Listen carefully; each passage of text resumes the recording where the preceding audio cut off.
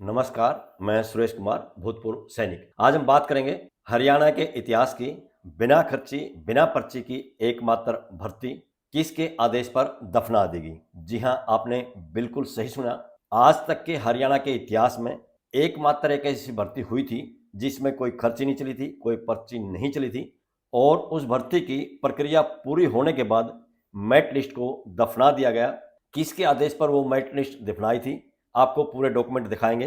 Last में वो page दिखाएंगे जिस पेज को देख के आप अंदाजा लगा सकते हो कि किसके आदेश से उस मेरिट लिस्ट को दफनाया गया था। और आज तक किसी को भी सजा नहीं हुई है। 2014 में उस मुद्दे को लेकर हमने सीबीआई जांच के लिए हाई कोर्ट में केस डाला था, उस समय सिरे नहीं चढ़ा था। दोबारा से 2015 में हमने फिर कोशिश की और 2015 से लेकर 2025 यानी कि 10 साल में आज तक अभी तक कुछ नहीं हुआ है। 2015 में जब सरकार बदली थी, हमें उम्मीद हुई थी कि 2015 से पहले की जो सरकार थी यानी कि 2005 में जिस सरकार ने इस मेरिट लिस्ट को बढ़ाकर दफना दिया था और इसकी जगह गेस्ट टीचर्स लगा दिए थे बिना विज्ञापन और बिना आरक्षण के प्रावधान के लिए, और वो भी सिर्फ 3 महीने के लिए लगाए थे, लेकिन आज तक उनको नहीं हटाया गया है। हमें उम्मीद थी कि 2015 में सरकार बदलने के बाद सीबीआई जांच करवाएगी और जिन्होंने विज्ञापन संख्या 1/2005 की मेरिट लिस्ट को दफनाया है, दबाया है, उनके नाम उजागर होंगे, उनको सजा होगी, लेकिन ऐसा कुछ नहीं हुआ।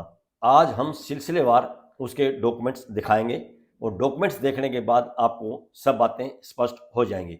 सबसे पहले उस भर्ती का विज्ञापन देख लीजिए। ये उस भर्ती का विज्ञापन है। ये दी ट्रिब्यून अखबार है अंग्रेजी का, 7/7/2005 का अखबार है, पेज नंबर 13 है। ये विज्ञापन दिया गया था directorate of secondary education Haryana के द्वारा। उसमें इनका दफ्तर 30 बेज बिल्डिंग सेक्टर 17 चंडीगढ़ में होता था। 4 कैटेगरी की भर्ती करनी थी। पहली कैटेगरी में लेक्चरर हैं, ये आप देख सकते हैं, अलग अलग सब्जेक्ट के लेक्चरर के लिए वैकेंसी निकाली गई थी। दूसरी कैटेगरी में मास्टर हैं, ये आप देख सकते हैं किस किस कैटेगरी के मास्टर की वैकेंसी निकाली थी। और तीसरी कैटेगरी में C&V टीचर्स की थी और चौथी कैटेगरी में थे JBT टीचर्स। एप्लीकेशन भेजने की जो आखिरी तारीख थी वो थी 22/7/2005 शाम को 4 बजे तक, और एप्लीकेशन भेजनी थी director centre for industry institute partnership programme Punjab University Chandigarh, यानी कि पंजाब यूनिवर्सिटी चंडीगढ़ में ये एप्लीकेशन भेजनी थी। जो फीस थी जनरल कैटेगरी के लिए बैंक ड्राफ्ट था 100 रुपये का, SC और BC कैटेगरी के लिए 50 रुपये का बैंक ड्राफ्ट लगाना था, और जो बैंक ड्राफ्ट बनाना था वो director secondary education Haryana Chandigarh के नाम बनवाना था, पेएबल एट चंडीगढ़। इसमें एज थी 40 साल की उम्र तक अप्लाई कर सकते थे। 40 साल की जो गणना करनी थी वो 1/7/2005 से गणना करनी थी। यहाँ नीचे देखेंगे रिजर्वेशन का बाकायदा इसमें प्रावधान किया गया था हरियाणा सरकार की पॉलिसी के अनुसार। इनकी सैलरी के बारे में जो विज्ञापन में दिया है वो इस प्रकार है। लेक्चरर की 6500 प्लस DA, मास्टर की 5500 प्लस DA, लैंग्वेज टीचर की 5500 plus DA, PTI and drawing teacher की 4500 प्लस DA, JVD टीचर की 4500 प्लस DA। विज्ञापन में जो सैलरी दिखाई गई है ये उस समय के इन टीचर्स की बेसिक प्लस DA था और यही विज्ञापन के अनुसार इनको देना था। अब आपको दिखाते हैं इस भर्ती को पूरा करने के लिए शिक्षा विभाग ने पंजाब यूनिवर्सिटी चंडीगढ़ के साथ एग्रीमेंट किया था। उस एग्रीमेंट में क्या क्या लिखा हुआ था वो एग्रीमेंट आपको दिखा देते हैं। ये एग्रीमेंट का पहले वाला पेज देख लीजिए। यहाँ टॉप में देखिए 10 रुपए की रेवेन्यू स्टैंप लगी है। इसके नीचे आगे देखेंगे एग्रीमेंट, और ये एग्रीमेंट हुआ था 13 जुलाई 2005 को। इसमें 3 अधिकारियों के नाम हैं।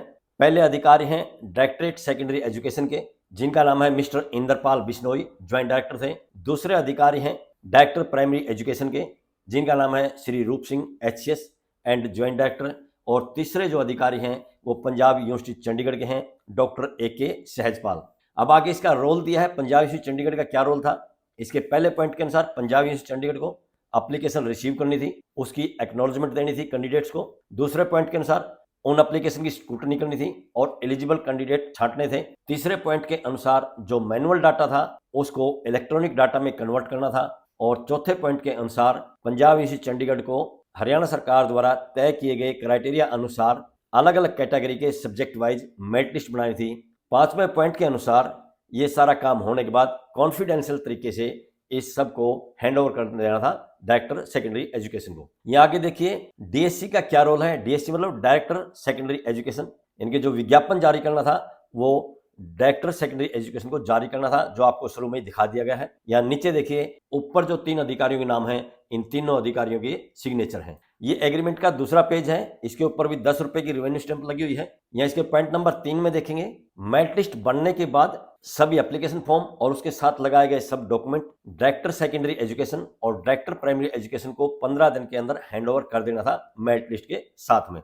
आगे इनका फाइनेंशियल एग्रीमेंट देख लीजिए। पंजाब यूनिवर्सिटी चंडीगढ़ को 50 रुपए पर कैंडिडेट लेना था 15,000 कैंडिडेट तक। 15,000 से ज्यादा अगर कैंडिडेट आते हैं तो 2 रुपए 50 पैसे हर 5,000 कैंडिडेट के साथ वो कम होते जाएंगे, और जो लास्ट में कम होने का है 40 रुपए पर कैंडिडेट का है। यानी कि अगर संख्या बढ़ती है तो 40 रुपए पर candidate Punjab University Chandigarh merit list बनाने के लिए चार्ज करेगी। ये एग्रीमेंट में लिखा हुआ है। इसके दूसरे पॉइंट में दिया है जो डाक खर्च है और विज्ञापन का खर्च है वो डायरेक्टर सेकेंडरी एजुकेशन वहन करेगा। आगे पेमेंट का तरीका दिया है पॉइंट नंबर 3 में।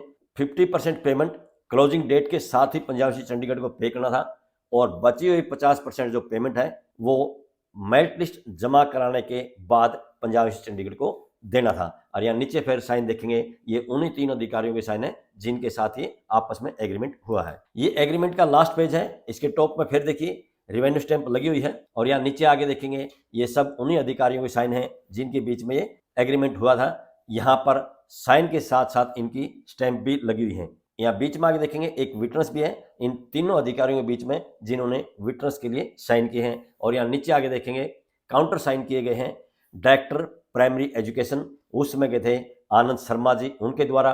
और यहाँ राइट साइड में देखेंगे डायरेक्टर सेकेंडरी एजुकेशन के खंडेलवाल साहब जो उस समय के डायरेक्टर थे सेकेंडरी एजुकेशन के, ये उनके काउंटर साइन किए गए हैं। इस विज्ञापन की पंजाब यूनिवर्सिटी चंडीगढ़ ने मेरिट लिस्ट बनाकर सभी डॉक्यूमेंट्स मेरिट लिस्ट के साथ डायरेक्टर सेकेंडरी एजुकेशन के पास भेज दिए थे, लेकिन कई सालों तक हरियाणा सरकार और शिक्षा विभाग लोगों को यही कहते रहे कि ये मेरिट लिस्ट बनी ही नहीं, बीच में रोक दी गई। अब आपको वो डॉक्यूमेंट्स दिखाते हैं जो आपको ये स्पष्ट करेंगे कि ये मेरिट लिस्ट बनी थी और इस मेरिट लिस्ट को दबा दिया गया।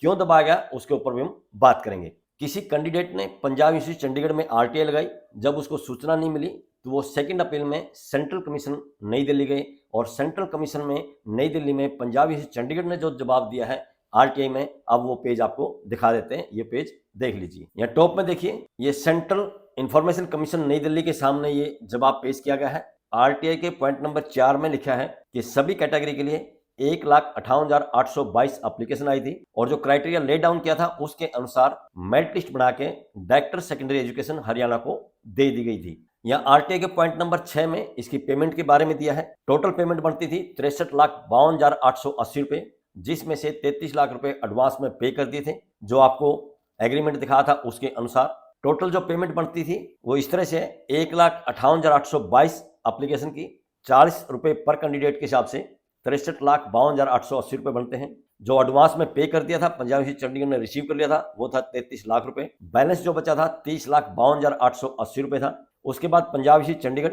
और शिक्षा विभाग के अधिकारियों की बैठक हुई, मीटिंग हुई, उसमें 20% छोड़ दिया गया पंजाब यूनिवर्सिटी चंडीगढ़ के द्वारा, और ये छोटी रकम बनती है 6,10,576 रुपए। इसके बाद जो बकाया बच गया था 24,42,304 रुपए था, जो शिक्षा विभाग ने पंजाब यूनिवर्सिटी चंडीगढ़ को देना था, क्योंकि पंजाब यूनिवर्सिटी चंडीगढ़ ने मेरिट लिस्ट बना के शिक्षा विभाग को सौंप दी थी। पहले पॉइंट के अनुसार पंजाब यूनिवर्सिटी चंडीगढ़ ने दिया है कि एप्लीकेशन रिसीव की गई थी, उनकी एक्नॉलेजमेंट कैंडिडेट्स को दी गई थी।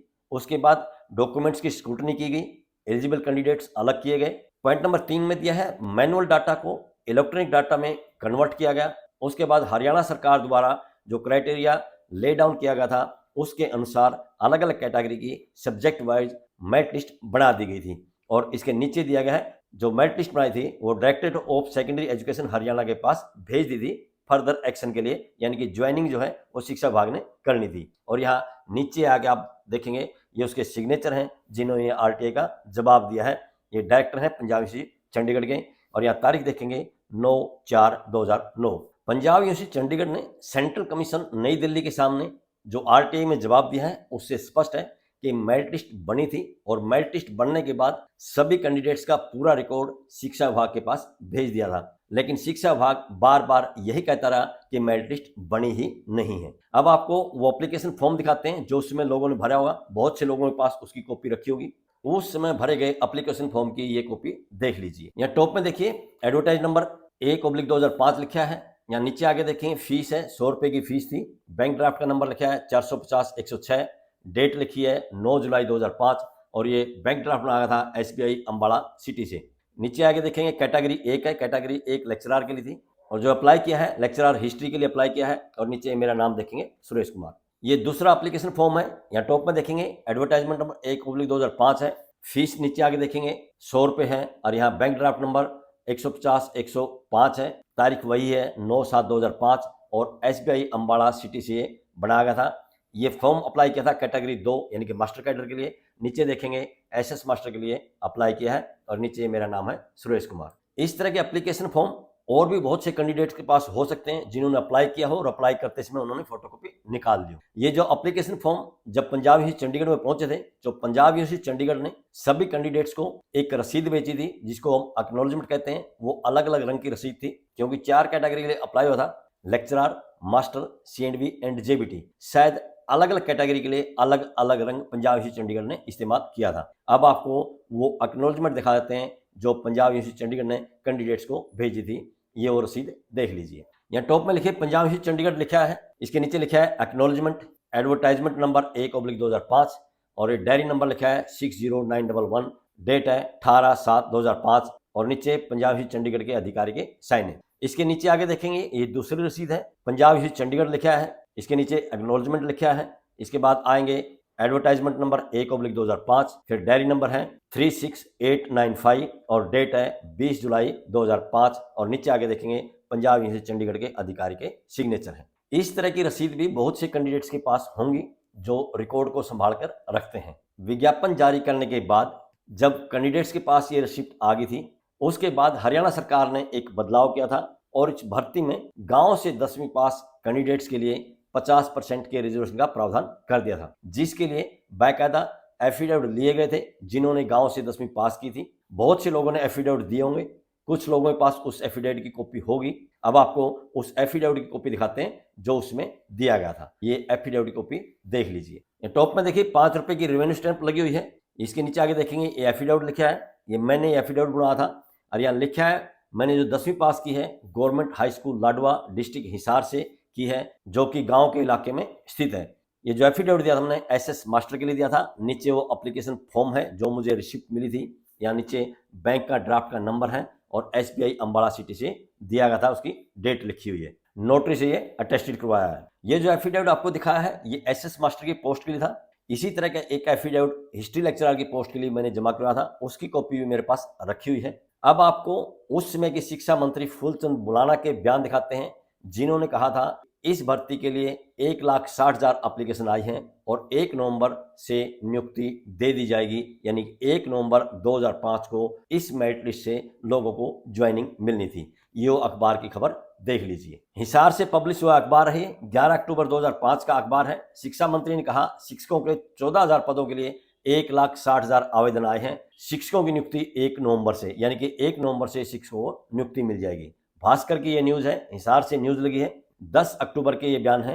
राज्य के शिक्षा मंत्री फूलचंद मुलाना ने कहा कि अक्टूबर माह के भीतर शिक्षकों की नई भर्ती का कार्य पूरा हो जाएगा और 1 नवंबर से नियुक्ति कर दी जाएगी। अभी तक आपको जो डॉक्यूमेंट्स दिखाए हैं उनसे स्पष्ट है कि ये प्योर मेरिट थी, कोई भाई भतीजावाद नहीं हुआ था, कोई खर्ची पर्ची नहीं चली थी और मेरिट लिस्ट बनकर तैयार थी। 1 नवंबर से नियुक्ति होनी थी, लेकिन इसको बीच में ही रोक दिया गया। रोकने के पीछे जो असली मकसद हमें समझ में आया वो यही आया कि क्योंकि इस मेरिट लिस्ट को बनाने के लिए खर्ची पर्ची नहीं चली, MP MLA की नहीं चली, इस कारण से इस मेरिट लिस्ट को दबा दिया गया। क्योंकि अगर इस मेरिट लिस्ट से नियुक्ति मिल जाती, भले ही ये नियुक्ति 31 मार्च 2006 तक के लिए थी, लेकिन उसके बाद इन लोगों को हटाना बहुत मुश्किल था, मुश्किल ही नहीं असंभव था।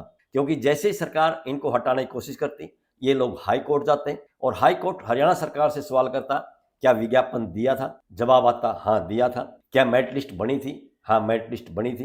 कौन से लेवल पर मेरिट लिस्ट बनी थी? स्टेट लेवल पर मेरिट लिस्ट बनी थी। मेरिट लिस्ट किसने बनाई? एक independent agency Punjab University Chandigarh ने बनाई। क्या रिजर्वेशन का प्रोविजन था? हाँ रिजर्वेशन का प्रोविजन था, यानी कि रिजर्वेशन बीच में दिया गया था। इस तरह से इस भर्ती प्रक्रिया को पूरा करने के लिए जो भर्ती प्रक्रिया अपनाई जाती है वो सही तरीके से प्रोसेस के साथ अपनाई गई थी। इसीलिए इस मेरिट लिस्ट को दबा दिया गया, क्योंकि ये बिना खर्ची और बिना पर्ची की मेरिट लिस्ट थी। इसमें से अगर लोगों को नियुक्ति मिल जाती तो ये हरियाणा सरकार की एकमात्र ऐसी नियुक्ति होती जो बिना खर्ची और बिना पर्ची की थी। बिना खर्ची और बिना पर्ची की हरियाणा के इतिहास की एकमात्र मेरिट लिस्ट जिसको दफना दिया गया।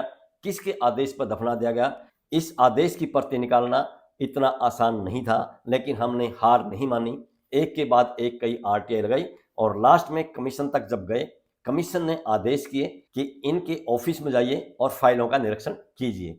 राज्य सूचना आयोग के आदेश के बाद जब मुझे निरीक्षण करने का मौका मिला तो मैं 30 बेज बिल्डिंग सेक्टर 17 चंडीगढ़ गया, शिक्षा विभाग के कार्यालय में। मुझे निरीक्षण करने के लिए फाइल मिली जिससे प्रोसेस चला गया था। उस फाइल को देखने के बाद मुझे पेज नंबर 71 मिला जिसपे कई अधिकारियों के साइन थे, स्टैंप थे और लिखा था कि एक मेरिट लिस्ट तैयार है, लेकिन उस मेरिट लिस्ट से नियुक्ति नहीं दी गई। और आदेश किसके थे? आप सारे सिग्नेचर देख लीजिए, आदेश देख लीजिए। मुझे तो इतना ही समझ में आया कि सीएम के आदेश से ये फाइल दबा दी गई थी। उस फाइल का पेज नंबर 71 देख लीजिए। यहाँ टॉप में देखिए पेज नंबर 71 है, जो नोटिंग उस पर चढ़ी हुई थी। यहाँ नीचे आके देखेंगे, इसमें लिखा है कि एक मेरिट लिस्ट तैयार है इसी मामले में, टीचर्स के मामले में। लेफ्ट साइड में देखेंगे ये ऑफिस ऑफ ओएसडी CM 2 की स्टैंप लगी हुई है। यहाँ डायरी नंबर लिखा है 2528। नीचे डेट देखेंगे 22/12/2005 की डेट लिखी हुई है। बीच में आगे देखेंगे ये सबमिट की गई है सीएम के लिए। और यहाँ राइट साइड में देखेंगे RS गुजराल के साइन है, उस समय के ये फाइनेंस सेक्रेटरी रहे हैं। डेट है 18/12/2005। यहाँ लेफ्ट साइड में आगे देखेंगे फिर एक रिसिप्ट नंबर दिया गया है, साइन है। और यहाँ बीच में देखेंगे FM मतलब फाइनेंस मिनिस्टर के लिए, A फॉर अप्रूवल के लिए दिया गया है, यहाँ उनके साइन है। A ऊपर जो लिखा गया है कि एक मेरिट लिस्ट इस मामले में तैयार है। और यहाँ नीचे देखेंगे CM, यानी कि CM के डिजायर पर लिखा आया, CM के डिजायर पर ये किया गया है। अब यह पूरा क्या लिखा है ये आप इसको स्क्रीनशॉट लेके बड़ा करके देख सकते हैं। ये सब डॉक्यूमेंट थे बिना खर्ची बिना पर्ची की मेरिट लिस्ट के, जिसमें से आज तक किसी को नियुक्ति नहीं मिली। 2015 से CBI जांच के लिए केस हाई कोर्ट में पेंडिंग है, लेकिन अभी तक कुछ नहीं हुआ। लगता है आने वाले 15-20 साल में भी कुछ भी होने वाला नहीं है। अभी जो NPS से OPS के लिए केस डाल रहे हैं, यानी नई पेंशन से पुरानी स्कीम के लिए जो केस डाल रहे हैं, वो इसी भर्ती का पूरा रिकॉर्ड एक CD में शिक्षा विभाग से हमें मिला था, 2014 में मिला था। उसके बाद हमने हाई कोर्ट में केस डाला था, वो ओरिजिनल CD वकील के पास है। उस CD से जो डाटा हमें मिला लोगों तक उपलब्ध करवा दिया गया है। अब ये आने वाला समय बताएगा उन लोगों को OPS मिलेगी या नहीं मिलेगी। हमारा काम था डाटा उपलब्ध करवाना, वो करवा दिया गया है। इस भर्ती की CBI जांच के लिए जो केस फाइल किया था 2015 में, उस पर क्या होगा वो आने वाला समय बताएगा। अब हमें उम्मीद बहुत कम है। 2015 में ही एक और केस फाइल किया गया था जिनका इस भर्ती में मेरिट लिस्ट में नाम था। ऐसे 47 कैंडिडेट ने हाई कोर्ट में 2015 में केस फाइल किया था। उनकी प्ली थी कि क्योंकि मेरिट लिस्ट बन चुकी थी और मेरिट लिस्ट को दबा के गेस्ट टीचर्स लगाए गए हैं, गेस्ट टीचर्स को हटाया जाए और गेस्ट टीचर्स की जगह हमें नियुक्ति दी जाए। लेकिन 10 साल से आज तक उस केस पर भी कुछ नहीं हुआ है। तो हम यही कह सकते हैं इस देश के अंदर न्याय पाना बहुत मुश्किल ही नहीं, असंभव सा लगता है। आज की इस वीडियो में बस इतना ही। वीडियो पसंद आई है तो लाइक कीजिए, दोस्तों के साथ शेयर कीजिए। बहुत बहुत शुक्रिया, धन्यवाद, जय हिंद।